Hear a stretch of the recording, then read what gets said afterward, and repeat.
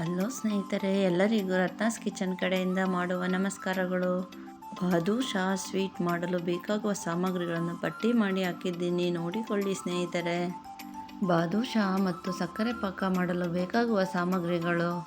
ಇವತ್ತು ನಾನು ಬಾದುಷಾ ಸ್ವೀಟ್ ಮಾಡುವ ವಿಧಾನವನ್ನು ತಿಳಿಸುತ್ತಿದ್ದೀನಿ. ಮೊದಲಿಗೆ ಸ್ಟವ್ ಮೇಲೆ ಒಂದು ಪಾತ್ರೆಯನ್ನು ಇಟ್ಟು ಅರ್ಧ ಕೆಜಿ ಸಕ್ಕರೆಯನ್ನು ಹಾಕಿ, ನಂತರ ಇದಕ್ಕೆ ಸಕ್ಕರೆ ಮುಳುಗುವಷ್ಟು ನೀರನ್ನು ಸೇರಿಸಿ ಅಥವಾ 1 ಲೋಟ ನೀರನ್ನು ಸೇರಿಸಿಕೊಳ್ಳಿ. 1 ಸ್ಪೂನ್ ಸಹಾಯದಿಂದ ಸಕ್ಕರೆಯನ್ನು ತಿರುಗುತ್ತಾ ಇರಿ. ಗ್ಯಾಸ್ನ ಮೀಡಿಯಂ ಉರಿಯಲ್ಲಿ ಇಟ್ಟುಕೊಳ್ಳಿ. 10 ನಿಮಿಷ ಚೆನ್ನಾಗಿ ಕುದಿಯಲು ಬಿಡಿ. ಇವಾಗ ನೋಡಿ, ಎಲ್ಲ ಸಕ್ಕರೆ ಕರಗಿ ಪಾಕ ಬರುತ್ತಿದೆ. 10 ನಿಮಿಷದ ನಂತರ ಇದಕ್ಕೆ 3 ರಿಂದ 4 ಏಲಕ್ಕಿಯನ್ನು ಪುಡಿ ಮಾಡಿ ಸೇರಿಸಿಕೊಳ್ಳಿ. ಎಲ್ಲವನ್ನು ಚೆನ್ನಾಗಿ ಮಿಕ್ಸ್ ಮಾಡಿ.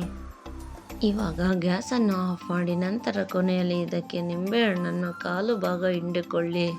ನಾವು ಸಕ್ಕರೆ ಪಾಕವನ್ನು ಮಾಡಿಕೊಳ್ಳಲು ಅರ್ಧ ಕೆಜಿ ಸಕ್ಕರೆಯನ್ನು ತೆಗೆದುಕೊಂಡರೆ ನಿಂಬೆಹಣ್ಣನ್ನು 1/4 ಭಾಗ ಮಾತ್ರ ಹಾಕಿ. 1 ಕೆಜಿ ಸಕ್ಕರೆಯನ್ನು ತೆಗೆದುಕೊಂಡರೆ ಅರ್ಧ ಹೋಳು ನಿಂಬೆಹಣ್ಣನ್ನು ಹಿಂಡಿಕೊಳ್ಳಿ. ಇವಾಗ ನೋಡಿ, ಸಕ್ಕರೆ ಪಾಕ ರೆಡಿಯಾಗಿದೆ. ನೋಡಿ ಸ್ನೇಹಿತರೆ, ಸಕ್ಕರೆ ಪಾಕ 1 ಎಳೆ ಬಂದರೆ ಬಾದುಷಾ ತುಂಬ ಚೆನ್ನಾಗಿ ಹೀರಿಕೊಳ್ಳುತ್ತೆ. ತುಂಬ ಗಟ್ಟಿ ಪಾಕ ಬಂದರೆ ಬಾದುಷಾ ಹೀರಿಕೊಳ್ಳುವುದಿಲ್ಲ.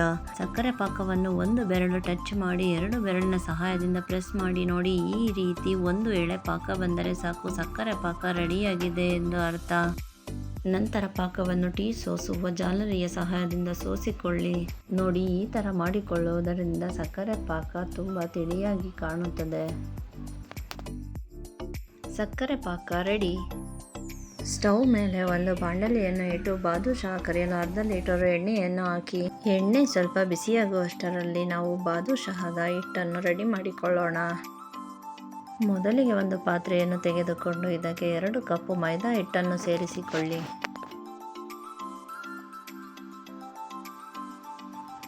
ನಂತರ ಇದಕ್ಕೆ 1 ಕಪ್ ಚಿರೋಟಿ ರವೆಯನ್ನು ಸೇರಿಸಿಕೊಳ್ಳಿ.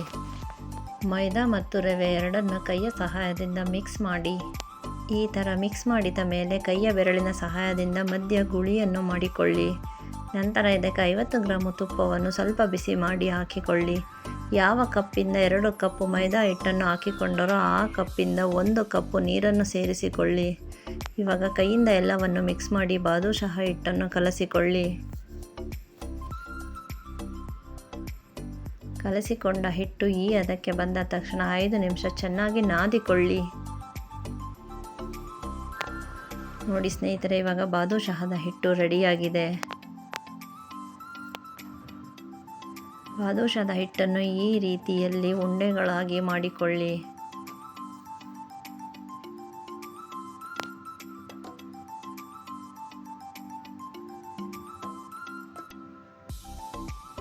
ಉಂಡೆ ಮಾಡಿದ ತಕ್ಷಣ 2 ಕೈಯ ಸಹಾಯದಿಂದ 1 ನಿಮಿಷ ಉಂಡೆಯನ್ನು ನಾದಿಕೊಳ್ಳಿ.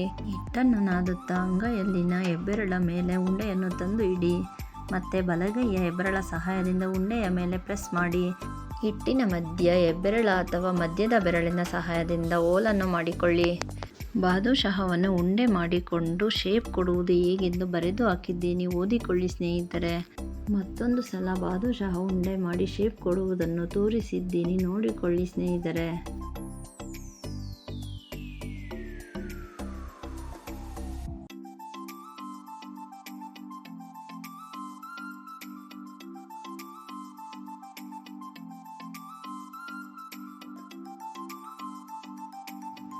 ಬಾದುಷಾ ಉಂಡೆಗಳೆಲ್ಲ ರೆಡಿಯಾಗಿದೆ. ಇವಾಗ ಕಾದ ಎಣ್ಣೆಯಲ್ಲಿ ಬಾದುಷಾ ಉಂಡೆಗಳನ್ನು ಒಂದೊಂದಾಗಿ ಬಿಟ್ಟು ಕರಿಯಿರಿ. ಜಾಲರಿಯ ಸಹಾಯದಿಂದ ತಿರುವಿ ಹಾಕುತ್ತಿರಿ. ಬಾದುಷಾದ ಉಂಡೆಗಳನ್ನು ಎಣ್ಣೆಯಲ್ಲಿ ಕರಿಯುವಾಗ ಗ್ಯಾಸ್ನ ಸಣ್ಣ ಉರಿಯಲ್ಲಿ ಇಟ್ಟುಕೊಂಡು ಬೇಯಿಸಿಕೊಳ್ಳಿ ಸ್ನೇಹಿತರೆ.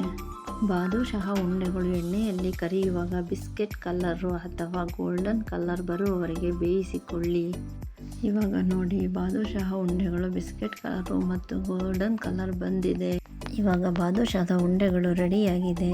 ಎಲ್ಲ ಬಾದುಷಾದ ಉಂಡೆಗಳನ್ನು ಒಂದು ಪ್ಲೇಟ್ಗೆ ಎತ್ತಿಕೊಳ್ಳಿ. ಎಣ್ಣೆಯಲ್ಲಿ ಕರೆದುಕೊಂಡ ಬಾದುಷಾದ ಉಂಡೆ ರೆಡಿಯಾಗಿದೆ. ಇವಾಗ ಈ ಉಂಡೆಗಳನ್ನು ನಾವು ಮೊದಲೇ ಮಾಡಿಟ್ಟುಕೊಂಡಿರುವ ಸಕ್ಕರೆ ಪಾಕದೊಳಗೆ ಹಾಕಿ ಅರ್ಧ ಗಂಟೆ ನೆನೆಯಲು ಬಿಡಿ. ಅರ್ಧ ಗಂಟೆಯ ನಂತರ ಪಾಕದಿಂದ ಬಾದುಷಾವನ್ನು ಒಂದು ಪ್ಲೇಟ್ಗೆ ತೆಗೆದುಕೊಳ್ಳಿ. ನೋಡಿ ಸ್ನೇಹಿತರೆ, ನಾವು 300 ಗ್ರಾಂ ಮೈದಾ ಹಿಟ್ಟು ಅಥವಾ 2 ಕಪ್ ಮೈದಾ ಹಿಟ್ಟನ್ನು ತೆಗೆದುಕೊಂಡವು. ಇದರಲ್ಲಿ 20 ಬಾದುಷಾಗಳು ಆಗಿದೆ. ಇವಾಗ ನೋಡಿ, ಬಾದುಷಾ ತುಂಬ ಚೆನ್ನಾಗಿ ನೆನೆದಿದೆ. ಬಾದುಷಾ ಸವಿಯಲು ಸಿದ್ಧವಾಗಿದೆ ಸ್ನೇಹಿತರೆ. ನಂತರ ನೆನೆದಿರುವ ಒಂದು ಬಾದುಷಾನ ಮುರಿದು ನೋಡಿದಾಗ ತುಂಬ ಚೆನ್ನಾಗಿ ಮತ್ತು ಮೃದುವಾಗಿ ಸಕ್ಕರೆ ಪಾಕವೆಲ್ಲವೂ ಹೀರಿಕೊಂಡು ತುಂಬ ಚೆನ್ನಾಗಿ ನೆನೆದಿದೆ. ಅರ್ಧ ಗಂಟೆಯಲ್ಲಿ ಅತಿ ಸುಲಭವಾಗಿ ಈ ಥರದ ಬಾದುಷಾ ಸ್ವೀಟ್ನ ನಿಮ್ಮ ಮನೆಯಲ್ಲಿ ನಿಮ್ಮ ಮಕ್ಕಳಿಗೆ ನಿಮ್ಮ ಕೈಯಾರೆ ಮಾಡಿಕೊಡಿ ಸ್ನೇಹಿತರೆ. ಬಾದುಷಾ ಸ್ವೀಟ್ ರೆಡಿ. ಹಾಗೆಯೇ ಒಂದು ಸಲ ಟ್ರೈ ಮಾಡಿ ಟೇಸ್ಟ್ ಮಾಡಿ ನಮಗೆ ಕಾಮೆಂಟ್ಸ್ ಮೂಲಕ ತಿಳಿಸಿ. ಯಾರೆಲ್ಲ ನಮ್ಮ ಚಾನಲನ್ನು ವೀಕ್ಷಿಸುತ್ತಿದ್ದು ಇನ್ನೂ ಸಬ್ಸ್ಕ್ರೈಬ್ ಮಾಡಿಲ್ಲವೋ ಅವರೆಲ್ಲರೂ ಸಬ್ಸ್ಕ್ರೈಬ್ ಮಾಡಿಕೊಳ್ಳಿ. ಪಕ್ಕದಲ್ಲೇ ಇರುವ ಬೆಲ್ ಐಕಾನನ್ನು ಒತ್ತಿ ಒಂದು ಲೈಕನ್ನು ಕೊಡಿ. ನಮ್ಮ ಚಾನಲನ್ನು ನೋಡಿ ಸಪೋರ್ಟ್ ಮಾಡುತ್ತಿರುವ ನನ್ನ ಎಲ್ಲ ಸ್ನೇಹಿತರಿಗೂ ಧನ್ಯವಾದಗಳು. Thank you for watching.